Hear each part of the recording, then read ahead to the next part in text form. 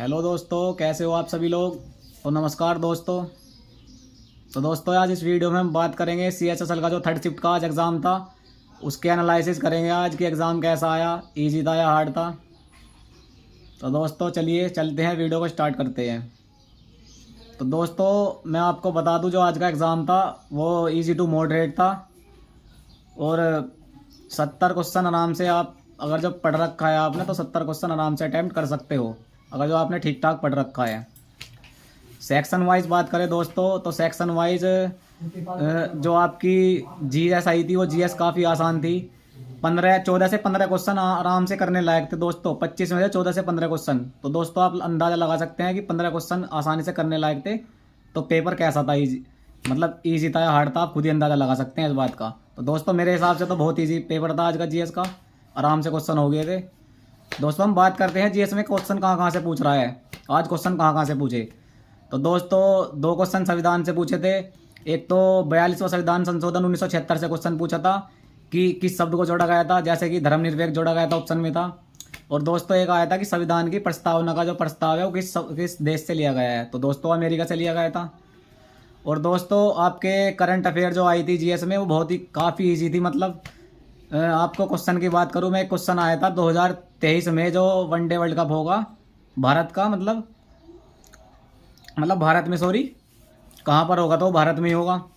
और दोस्तों एक क्वेश्चन था कि 2020 में जो ओलंपिक हुआ था उसमें भारत ने टोटल कितने स्वर्ण पदक जीते थे, तो दोस्तों 1 जीता था। और दोस्तों कंप्यूटर से भी आपके क्वेश्चन आ रहे हैं। आपके एक क्वेश्चन आया था आपका सेव करने के लिए, विंडोज 10 में सेव करने के लिए किस की का उपयोग करेंगे, शॉर्टकट की से क्वेश्चन पूछा था, Ctrl+S। और दोस्तों एक क्वेश्चन आया था आउटपुट और इनपुट डिवाइस है कि इनमें से कौन सा आउटपुट डिवाइस नहीं है, तो ऑप्शन में दोस्तों आंसर था बारकोड रीडर। और दोस्तों इकोनॉमिक्स की बात करूँ, इकोनॉमिक्स में एक क्वेश्चन आया था पंचवर्षीय योजना का, पीसी महालनोबिस के आधार पर, तो सेकंड पंचवर्षीय योजना थी दोस्तों। और दोस्तों हम बात करें मॉडर्न हिस्ट्री की, मॉडर्न हिस्ट्री से एक क्वेश्चन था दोस्तों, इंडियन आर्म एक्ट जो पारित हुआ था वो कब पारित हुआ था, तो दोस्तों 1978 में हुआ था, लॉर्ड रिपन के शासनकाल में। अब दोस्तों हम बात करते हैं रीजनिंग की बात करते हैं। तो दोस्तों रीजनिंग काफ़ी मॉडरेट थी। रीजनिंग का एक क्वेश्चन आया था, कुदाल का संबंध किस चीज़ से है, जैसे दोस्तों उस तरह का संबंध नाई से है, सॉरी उस तरह का संबंध मतलब जैसे दाढ़ी वाड़ी काटने से है, तो कुदाल एक यंत्र है, तो कुदाल का संबंध किस चीज़ से है, इंग्लिश में से स्पेड कहते हैं। तो एक क्वेश्चन दोस्तों ये था। और दोस्तों कोडिंग डिकोडिंग से काफ़ी क्वेश्चन थे और क्वेश्चन ईजी नहीं थे, क्वेश्चन मतलब कुछ तो हो रहे थे, और ज़्यादातर क्वेश्चन मॉडरेट थे, जो हम समय भी दे रहे थे उन्हें, और वे उनका आंसर भी नहीं आ पा रहा था। दोस्तों बात करें इंग्लिश की, इंग्लिश से एक इंग्लिश से जो एक वर्ड आया था वो आया था एमिस। दोस्तों एमिस का एंटोनियम पूछा था, AMISS का। और दोस्तों आपके 2 करेक्टली और मिस स्पेल्ड वर्ड थे। 3 आपके दोस्तों ईडियम फ्रेजेस पूछे थे, ईडियम फ्रेजेस आसान नहीं थे दोस्तों। और दोस्तों एक क्लोज टेस्ट आया था, क्लोज टेस्ट दोस्तों आसान था, उनमें से 3 क्वेश्चन तो दोस्तों आसान थे, लेकिन 2 क्वेश्चन थोड़े टिपिकल थे। ओवरऑल वैसे क्लोज टेस्ट इतना हार्ड नहीं था, ठीक था, लेकिन जो वोकैब का सेक्शन था वो काफ़ी हार्ड था, और ग्रामर का सेक्शन भी इतना ईजी नहीं था दोस्तों आज के पेपर में। दोस्तों हम बात करें मैथ की, तो मैथ में दोस्तों ज्योमेट्री से 2 क्वेश्चन थे। एक क्वेश्चन तो था कि सर्कल की एक उभयनिष्ठ रेखा दे रखी थी, 2 सर्कल दे रखे थे, उनकी उभयनिष्ठ रेखा दे रखी थी।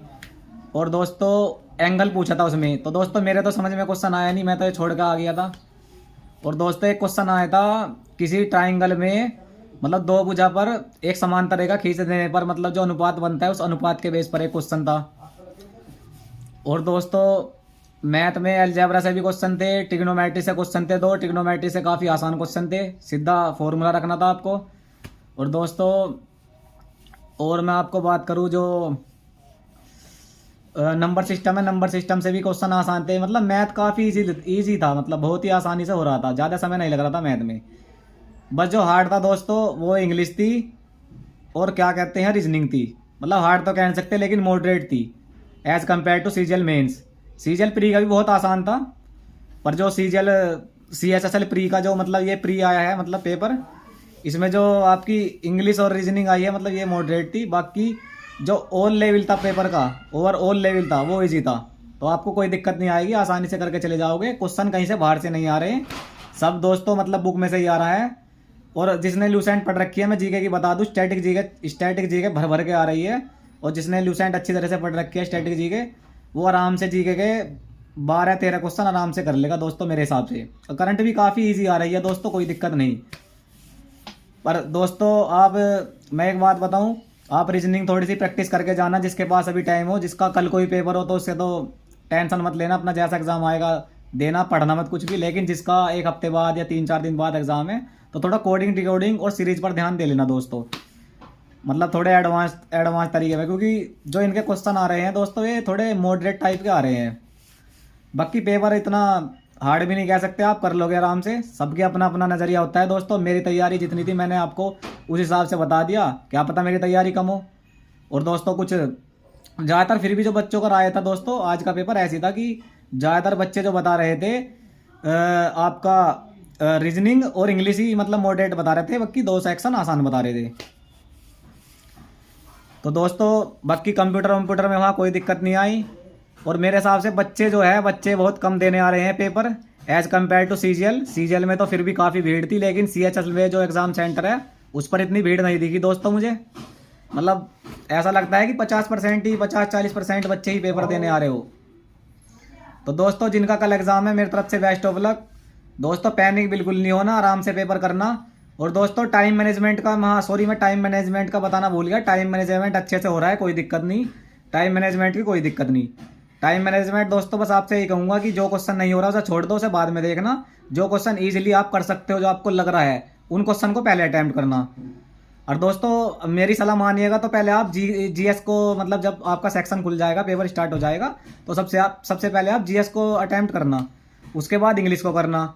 इनके करने के बाद आप किसी भी सेक्शन को कर सकते हो। पहले आप जीएस को, आप रीजनिंग को कर सकते हो, या आप पहले मैथ को कर सकते हो, जिसमें आपकी पकड़ अच्छी हो। लेकिन दोस्तों ध्यान ये रखना है, जो क्वेश्चन आपको नहीं हो रहा है, जो आपको देखने में लग रहा है कि ये क्वेश्चन टाइम पिएगा, टाइम टेकिंग है, तो उस क्वेश्चन को छोड़ देना, उसे बाद में करना। और 2 आसान क्वेश्चन है दोस्तों, उसे आप कर लेना।